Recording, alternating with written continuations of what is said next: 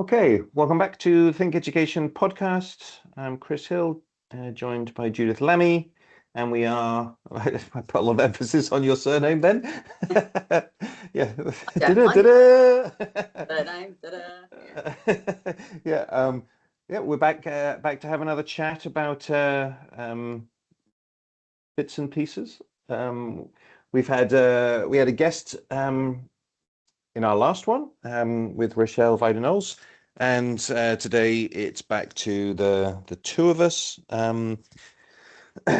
We're in to the second month now of whatever we're calling it. I've heard different different terms used. But yeah, so we're back to I was gonna say revisit. That doesn't make any sense. We're back to, I don't know, Maybe carry on the reflecting. conversation. Yeah, yeah.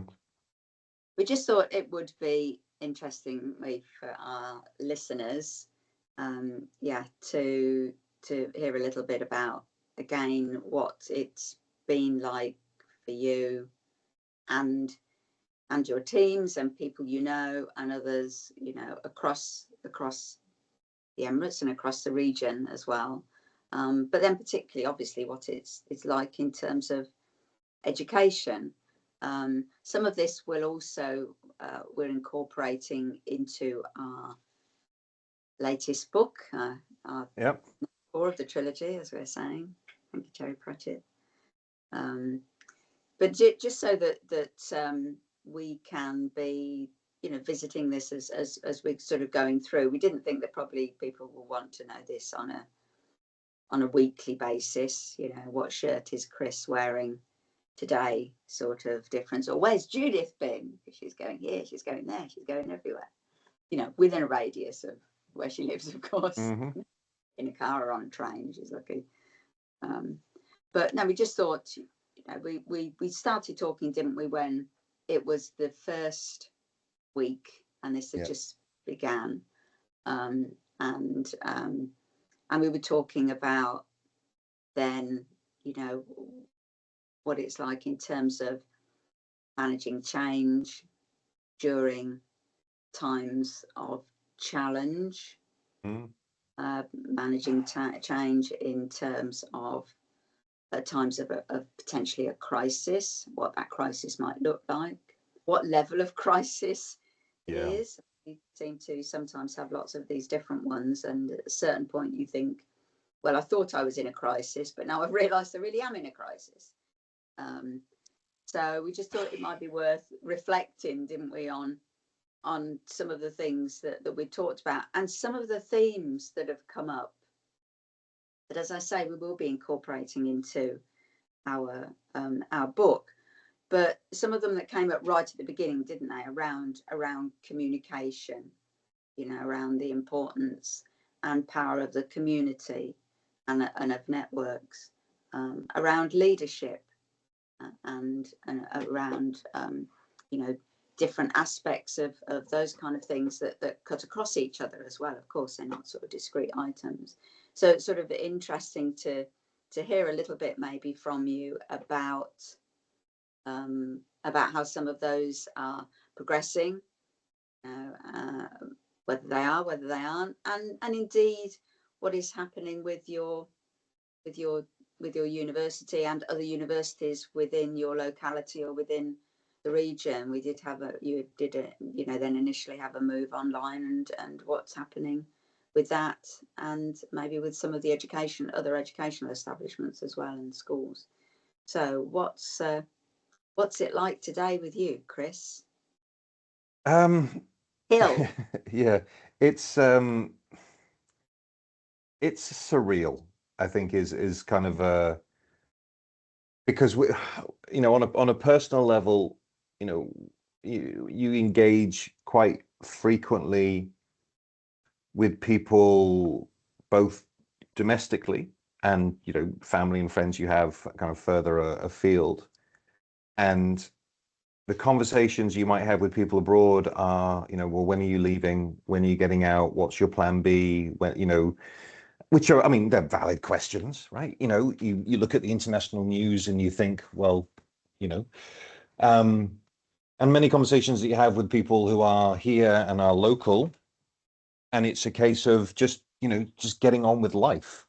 So you're having this sort of duality of a reality, which is you're living very close to a war zone, with, as you can see from ministerial and government, news here, almost daily missile interceptions. The UAE has had something like half of Iranian total missiles pointed at us. And yet most of the day to day carries on, more or less as normal. Education has seen probably the greatest disruption, compared to, say, people working in other areas and other industries. And obviously other industries have taken a huge hit in certain areas in terms of financial, but the disruption in education has been the movement to distance learning. When we spoke about this a few weeks ago, there'd obviously been the initial immediate move to distance learning. And then schools and universities moved into a 2-week spring break, which almost aligned with what would have been the planned spring break anyway. There was kind of the movement of one week.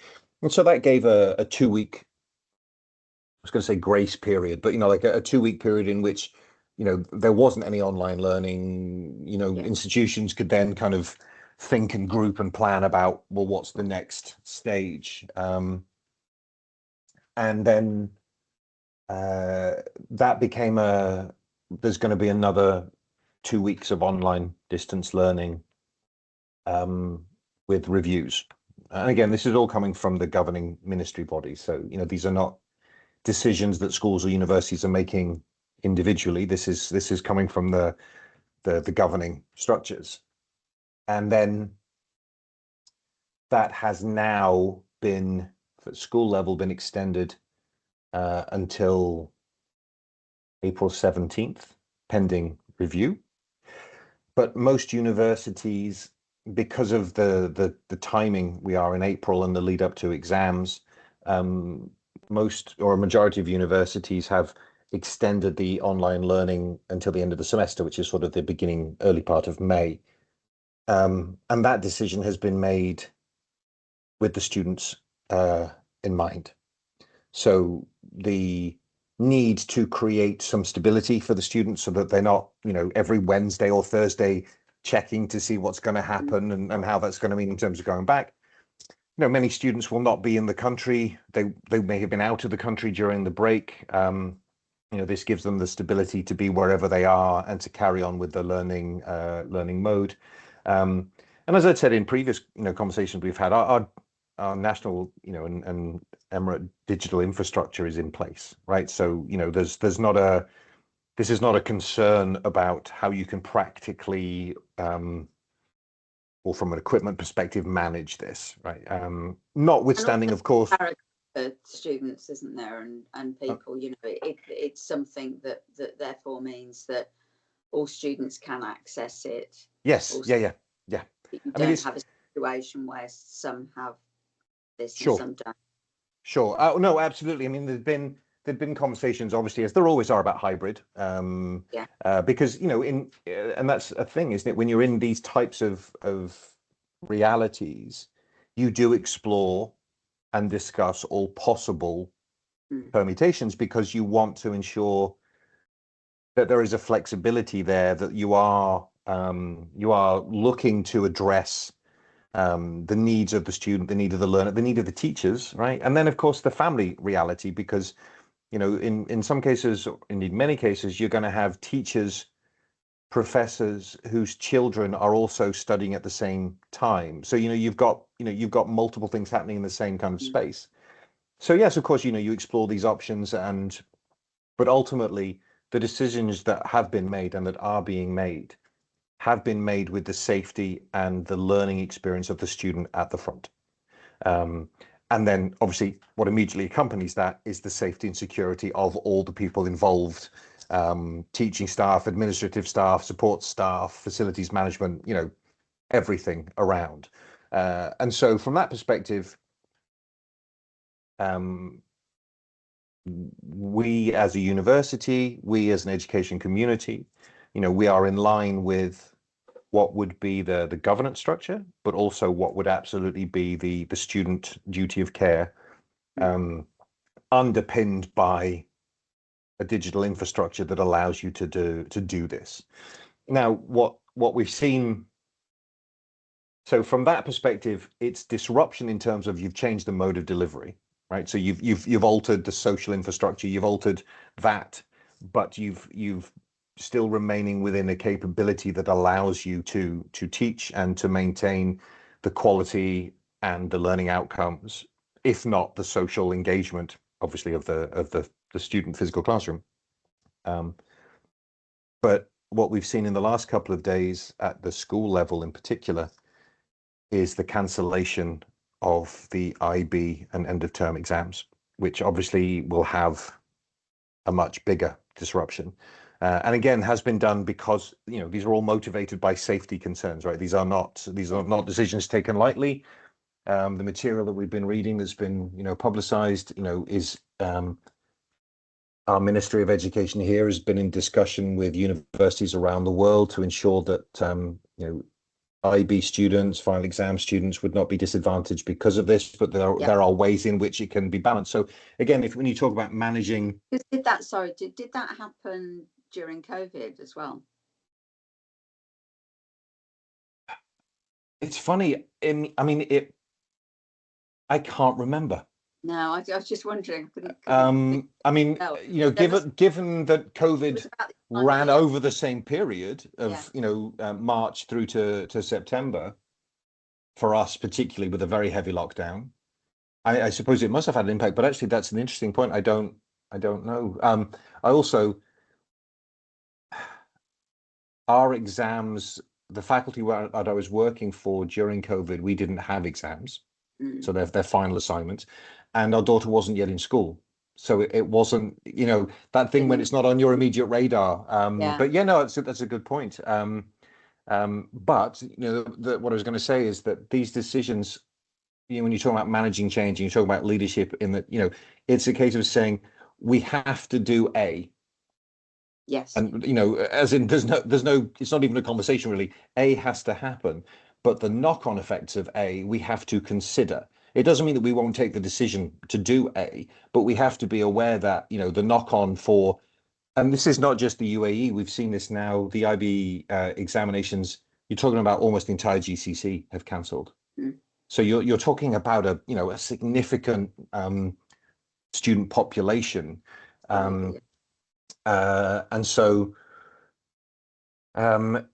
sometimes decisions are made because there's no choice, but you still have to be fully aware of and ameliorate as best you can the knock-on effects, while still obviously hoping for the best outcome. Yeah, and I suppose, as you say, though, that there are then things within your control, aren't there? And the impact might be within your control. So you might have, this is just one example, isn't it? But so the changes happened. You can't. The changes happen for a variety of reasons, and you can't affect that because it's there. It's happened. It was inevitable. End of. Yes. Where you can have an effect is on how you manage that change, can't you? So then one of the things that obviously has happened with things going online means you can't have some examinations. Therefore, you can stop the IB examinations. Then you need to manage that, don't you? Now, again, you can manage it within the area that you're in relatively simply because you have the leadership and control over those areas. So if you've got students who are taking those exams who are going to go on to your university or other universities, relatively simple. You can work, I don't know what the answer would be, but you can work out what the answer would be for all of those, can't you? Maybe you look at coursework, maybe you look at different sources. There's different things that you do, aren't there? And that will have happened across various places, certainly during COVID. But as you say, then I guess the other conversations that are happening now is that the nature of the IB is that often the students will be going to a number of different places. That's the whole point of it, really, isn't it? In many ways, it gives you that flexibility. So therefore, those conversations have to be had elsewhere, don't they? With people who will be having students that were, and you don't want to disadvantage or advantage anyone in particular in the process. Yes. So Yeah. it is a balancing act, isn't it? And It is. It is. but I suppose, that's my final point on this bit, is everybody knows what's happened in terms of the initial change. So they know that it hasn't been, a bunch of people sitting there in the Emirates going, you know what, it's a bit warm outside. I really can't be bothered to have the IB exam, so let's just not do any of them. It's not been that. We all know what the reason is for the change happening, and that has been out with everybody's control there.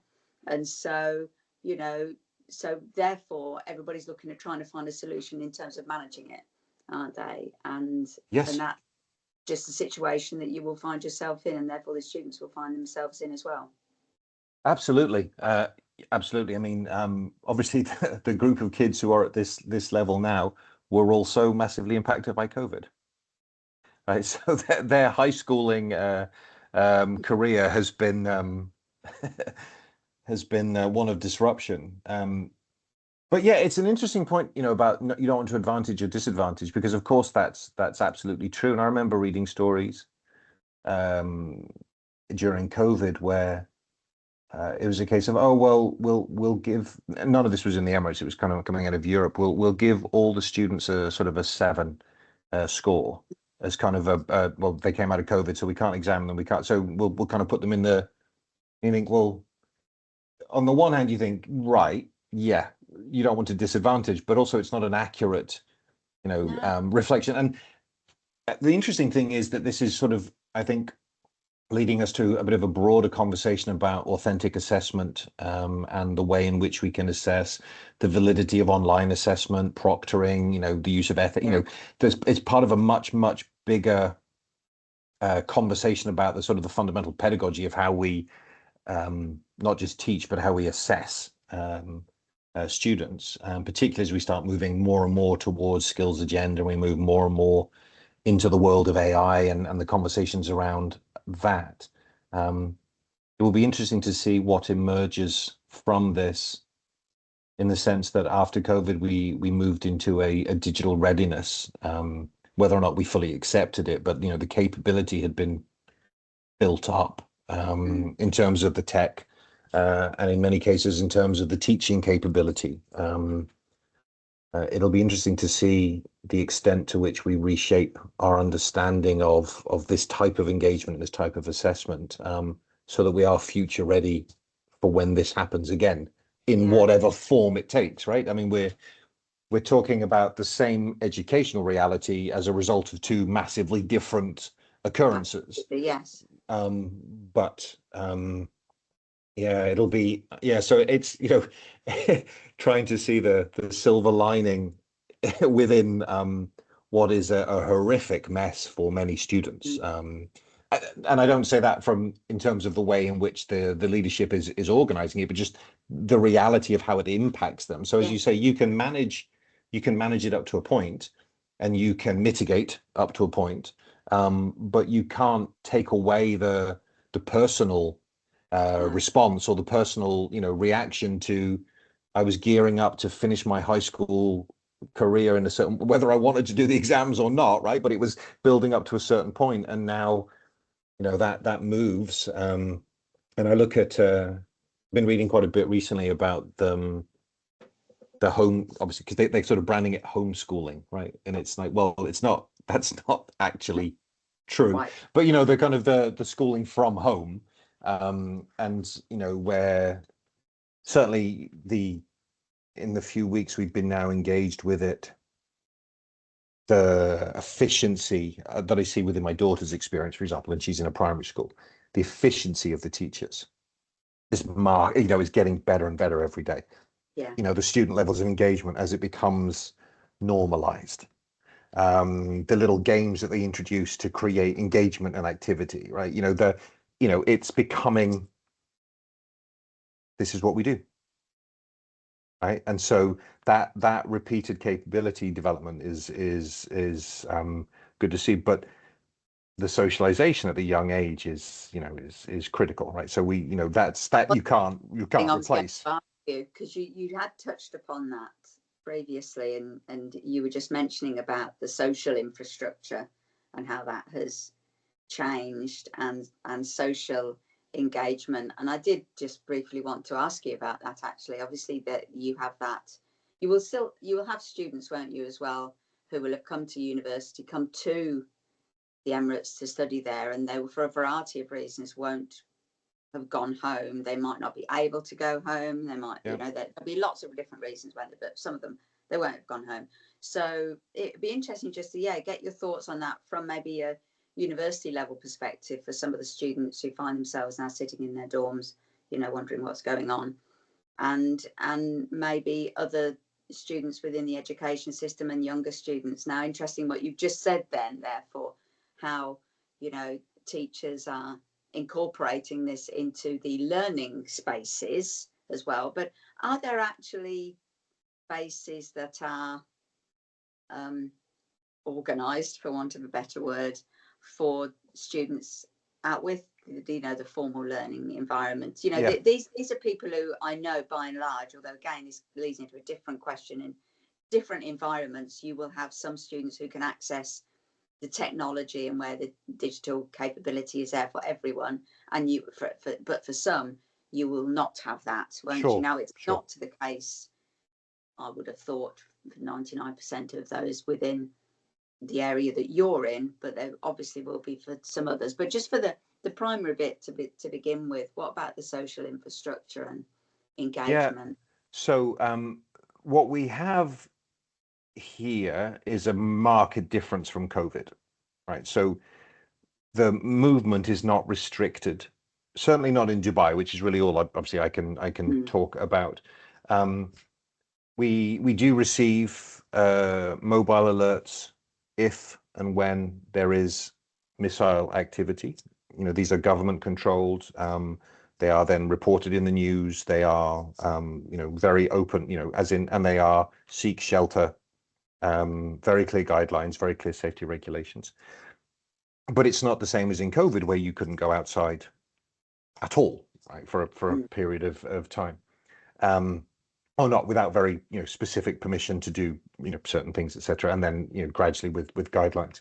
So mobility of students is still there for them. Congregation of students is still there for them. It's just institutions themselves that are closed because of just the sheer safety regulations of grouping that many people in one place at one time. But in student dorms, they have common areas where they actually get together and they sit in their own rooms, They sit in each other's rooms and study together or take class together, because it's just through device, but there's no restriction on how they can move. And what's interesting is we're seeing the market responding to this. So hotels and organizations are offering like work from hotel packages, or work like the what do you call them? Not hot desking. What's the word for public shared space? Some like it's not it's like a flexi office type thing. I can't think. There must be a proper term for it. Like a shared workspace. Yes. And so those types of things are popping up. Where you can you actually get a hotel offer, so you get a hotel night package plus food plus work from the hotel.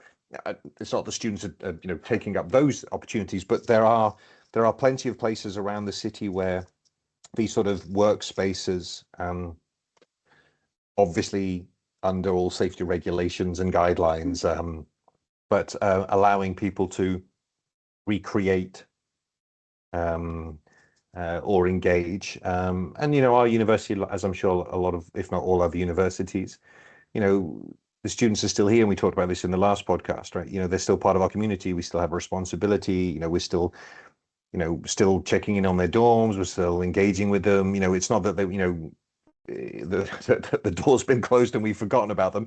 It's just that the delivery and learning mode is different, but the community, the university remains the same, right? It's still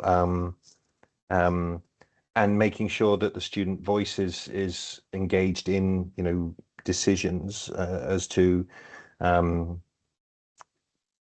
big events that might have been happening, or when will we postpone them, or what should we do, and how should we involve, and thinking about, so making sure that the students still feel actively involved, even if they're not physically, nor are we physically present, right? So I mean, that leads me on to maybe a final question for today, but certainly one we can come back to, and one we'll come back to in the book. As you sort of mentioned it there, around the community, around the fact that communities are still existing, communities are still here, the student community is still there. And I was just reflecting on this myself a little while ago to think of probably how I think of community, will be very different to how, a 19-year-old at university thinks about one. Very, very different, I imagine, to how a 12-year-old or 11-year-old at school thinks about it. And I suppose you can't help it, can you? Even though I know that things are different. I don't know what the difference is, but I know it must be different to, when I was younger. And I suppose, we could look at that in a negative way, couldn't we? I mean, I was just thinking as I was writing something the other day about our communities fundamentally changing. Do they even exist anymore? Are they so diverse that they're fragmented? Have they not got any core? Do you have these shared values? And probably that's shaped by my own knowledge and interaction with the communities in which I'm working. I suppose there might be, an element of the situation that you have at present for your students, but they have such a vibrant virtual community anyway, that maybe just manifests itself a little bit more. Yeah, I was guessing that that's where you were going with this, because I'd thought about that too, that the digital community or the online engagement is very strong, certainly at university, generally speaking, aged students, and so providing you've got a charger and you've got Wi-Fi or internet access, you're not disconnected from that type of engagement. And so, yes, I would say that's we could view that as a positive. But then I kind of immediately then thought to the fact that when I exit my office on campus, they recently put a series of chairs and little round tables right outside my office, because it's next to a little vending machine. And it's always loud because the students just talking. And that's annoying and not remotely annoying at the same time, because it's, and for me to walk anywhere in my building, across my university, anywhere through any of the corridors to get to the other part of campus, I'm walking through groups of students who are actively engaging, sitting down, chatting, drinking coffee, whatever it might be. And so they are not a fully digitally nomadic people, the university students, right? They're certainly not the ones that I encounter. So I am sure that they are better off than they would have been prior to this, the digital engagement. But as I said, they still, I mean, our malls are all open, the shops are still open, so in many ways you could look at it and say, well, why aren't universities open? Everything else is effectively open. Why not schools and universities? And it's like, well, there's a very good answer for that. But it doesn't mean that students can't and don't get together, right? They are not, we are not in our rooms 24 hours a day scared, right? That's not the reality. We are cautious. Of course, we are cautious. We follow the guidelines and the safety alerts that come from the ministry. On a personal level, and obviously on an organizational and an institutional level. And there are scary days, sure, right? And there are bits and pieces where there's PTSD of loud noises. I mean, that's a real thing. But we're not isolated as we would have been in COVID. And I think that's a big thing to focus on, that the normality is there as best as it can be. And so in this time of crisis, there are small changes and there are big changes. Yeah.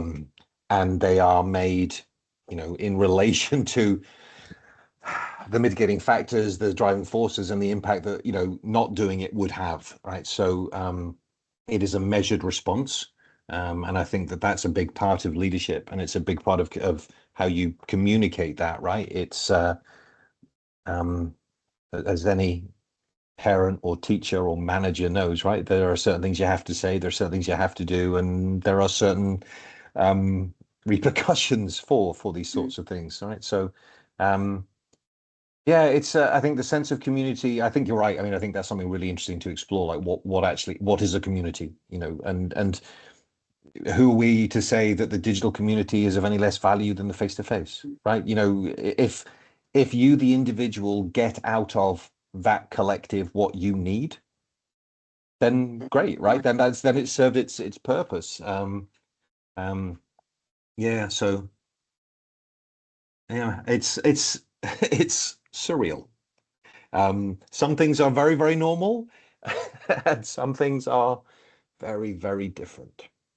And maybe that is a good place to end this particular discussion, but maybe another one could be, just as we were asking about what community might be, what normal might be, is when surreal starts to become surreal.